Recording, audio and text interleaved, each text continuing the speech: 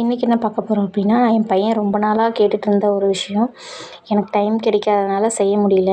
So இன்றைக்கி தான் கொஞ்சம் டைம் கிடைச்சிது அப்படின்ட்டு அந்த ஒர்க் பண்ணலான்னு எடுத்து வச்சுருக்கேன். என்னென்னு பார்த்தீங்கன்னா, நம்மக்கிட்ட டெய்லர்ஸ்ட்ட பார்த்தீங்கன்னா நிறைய வேஸ்டேஜ் கிளாத் இருக்கும். தைச்சது போக பேலன்ஸ் வந்து எக்ஸ்ட்ராஸ் நிறைய வச்சுருப்போம் இல்லைங்களா? அந்த இதெல்லாம் சேர்த்து வச்சுருந்தேன். என்கிட்ட ரொம்ப இல்லை, ஓரளவுக்கு இருக்குது. ஸோ வந்து இப்போ தான் ஸ்டார்ட் பண்ணியிருக்கேன் இல்லையா ஸ்டிச்சிங். அதனால் வந்து கொஞ்சம் இருக்குது. ஆல்ரெடி வந்து பார்த்திங்கன்னா செஞ்சுருக்கேன்.